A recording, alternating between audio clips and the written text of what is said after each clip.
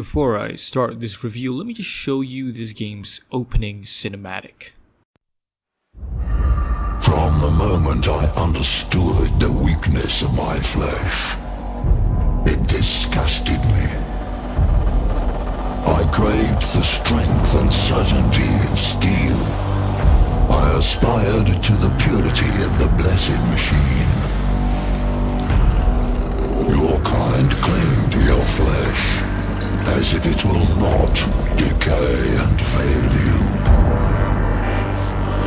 One day the crude biomass that you call the temple will wither, and you will beg my kind to save you. But I am already saved. For the machine is immortal.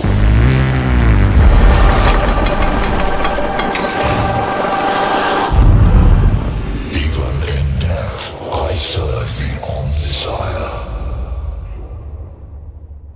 Now that's how you do a Warhammer 40K opening. Hello everyone, my name is Kosmik, and today I want to talk to you guys about a really good game called Warhammer 40K Mechanicus. Before I start, I think it's necessary for me to briefly explain what Warhammer 40K is for those of you who aren't familiar with it. Basically, Warhammer 40K is a tabletop game where you use miniature soldiers to fight battles with other players. Players can choose to create armies based on the various races found in the 40K universe. There's the primary human race called the Imperium of Man, and a bunch of alien races such as Orcs, Eldars, Tyranids, and a few others. For now, let's forget about those aliens and focus on the Imperium of Man. Now, the Imperium of Man is made up of a bunch of sub-factions, but you only need to know about 3 of them for the sake of this video. You've got the Space Marines, which are the mascots for 40K, and I'm sure you've seen them somewhere on the internet. Next, you've got the Imperial Guard, which is the Imperium's primary army, and they consist of billions or trillions of soldiers and tons of war machines such as tanks and spacecraft. Last but definitely not least, you've got the Adeptus Mechanicus, the group that you play as in this game. Now, the Adeptus Mechanicus, or AdMech for short, can be described as cyborg monks who believe in a deity called the Machine God, or Omnisire. This religion of theirs puts an emphasis on technology and knowledge, so these guys are always looking to find new technology. Aside from religious reasons, they also want to find new tech so that they can get better equipment for themselves and the Imperium to fight aliens. The Adeptus Mechanicus are an extremely important component of the Imperium because almost every piece of technology, from the smallest weapons to the biggest tanks, are manufactured and maintained by the Adeptus Mechanicus. I'd love to go on about 40K lore, but there are a lot of YouTubers out there who can do a way better job, and I would recommend watching them. My personal favorite would be Bricky's 2-parter on every Warhammer 40K faction explained.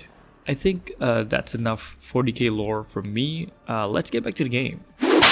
In Warhammer 40K Mechanicus, you play as a cohort of the Adeptus Mechanicus. You and your cyberpunk pals have discovered a new planet, and it's full of ancient alien tombs. This is a technological motherlode because these tombs contain alien technology undiscovered by mankind. While Lara crafting one of these tombs, you accidentally wake up some of the long dormant alien inhabitants that have been hibernating for millions of years. Just some of them, not all of them yet. These guys are the Necrons. To sum things up, the Necrons are basically Terminators in the form of space Egyptians. They're basically immortal and believe themselves to be the true rulers of the galaxy. The objective here is pretty simple. Explore as many tombs as you can to bring back Necron technology before all the Necrons on the planet wake up. And they will all wake up slowly as you explore more tombs. Got all that? Good. Now let's talk about gameplay. Mechanicus is a tactical turn-based combat game. I've heard a lot of people describe it as XCOM Lite in terms of gameplay because movement is grip-based and there's both melee and range combat. However, I rarely play tactical games myself because I don't think I have the patience and brain power for these kind of games, but I really enjoyed Mechanicus. So if you're like me and you don't have much experience playing games like XCOM or Fire Emblem Three Houses, I think you're going to enjoy Mechanicus, even if it's your first time playing a tactical turn-based game.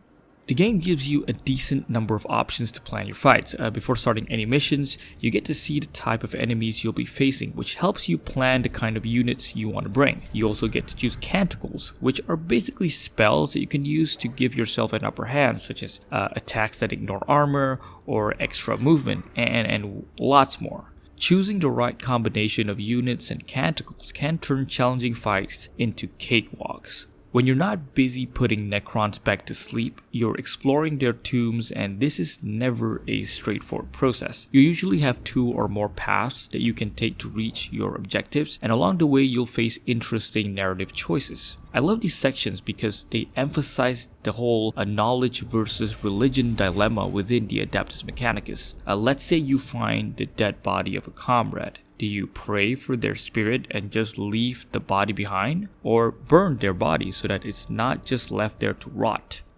You could even bring it back to your base. Every choice has consequences, some good and some bad. There are dozens of these and they're great fan service, and they had a lot of much needed personality in the story. In fights, your main combatants are your tech priests, and they can be leveled up using money. There are several classes to invest into, and every tech priest can multi-class from the start. This aspect of the game is really cool because you get to pick and choose the weapons and mechanical parts on your tech priest, and they all physically appear on the model of the tech priest. Watching your tech priest turn into a walking death machine is extremely cool. What makes this game really accessible is just how customizable the difficulty settings are. If you think the fights are too hard, you can adjust things like enemy health or even the amount of money you get after completing missions. This also applies the other way around. If the game starts feeling too easy, you can bump the difficulty up anytime you want, and you should, because this game has a strange difficulty curve. Some might call it unbalanced. You know how a lot of games start out easy and become more challenging as you play? Well, Mechanicus has a brutal beginning, and it just keeps getting easier and easier the more you play. On normal difficulty, it reaches a very good balance around the 40 to 50% point of progression, and after that, it starts becoming way too easy. And this applies all the way to the very end of the game. Like, the final boss was so easy that I beat him with almost all my units having full health throughout the fight. I think that's all I've got to say about the gameplay. Let's move on to visuals. I'm happy to report that this is one of those games that can look good without needing to run on a supercomputer. I mean, just look at the video settings. There's not much you can tweak with, and that's perfectly fine because this game looks great. You can spin and ogle at your tech priest to inspect all of their metallic limbs. If the red and white default colors aren't your style, you can even change the colors. As you can see here, I've gone with the Kosmik yellow-blue combination. Lovely colors. The Necrons were given a lot of attention too. Each Necron unit looks detailed with the perfect amount of green and black decorating their models. The boss units are a joy to look at, and I wouldn't mind buying some of these as physical figurines to put in my house. When it comes to the environment, you'll definitely come across a few repeating maps, which is a bit disappointing, but as I said, it's just a few maps, so it's not too big of a deal. Truth be told, the battle maps do look a bit bland, but it fits the atmosphere of the game. I only wish that the game would let me see the map in normal view during deployment phase because I can't judge whether my units are placed behind tall or low walls. Now let's get to the real star of the game, the audio.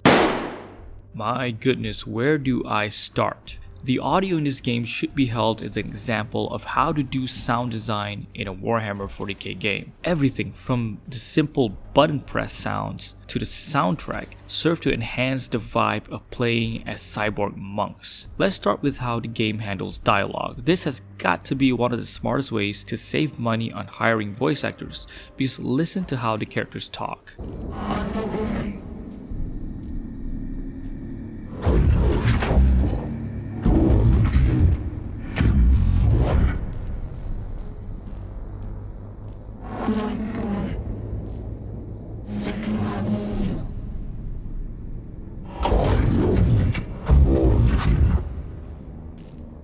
it gets better because they didn't simply do this to save money. You see, there is actual English voice dialogue in this game. The Necrons speak English. Years without counting, I have slumbered, and the nightmares did not end. The difference between the way the Adeptus Mechanicus and Necrons speak actually represent a beautiful dichotomy in their beliefs. The Adeptus Mechanicus wants to throw away all of their flesh to become full machines, thus making them less human the more they progress, while the Necrons regret their non-consensual transformation into robots, thus they try to cling onto whatever humanity or biological trace they have. It's pretty awesome in my opinion. The highlight of the Mechanicus' sound design is the game's soundtrack. Instead of going on and on about how much I like the soundtrack, let's just take a few seconds to listen to some of the tracks.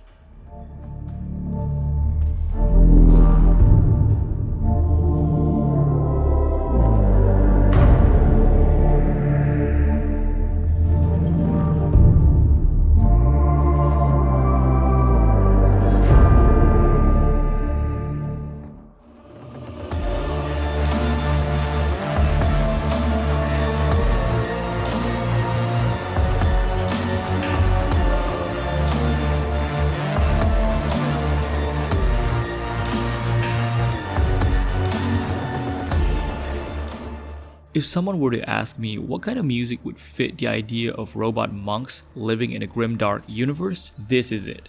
This is definitely it. Props to David Gulam, hope I'm pronouncing that correctly, for his amazing work on this soundtrack. By the way, the entire OST is available on Spotify. Warhammer 40K Mechanicus is a really good game, and I believe every single 40K fan should give it a try. For those of you who aren't familiar with the 40K universe, I think it's a great starting point for you guys to learn about 40K. I played this game on PC, but it's also available on PS4, Xbox One, and Nintendo Switch. I don't know how those other versions perform, so you're gonna have to do a bit of research on your own if you plan on getting the game for consoles. On PC, Mechanicus runs really well and it's not very demanding. On Steam, the game is sold at $30 or 51 ringgit in Malaysia, but it goes on sale pretty often. I got it for less than half the original price, and if you can wait, I'd suggest buying it during a sale. Is the game worth buying at full price? Well, only if you're a really big fan of the Adeptus Mechanicus or you really love tactical turn-based games and you want to try something new. Otherwise, I'd recommend just waiting for the sale.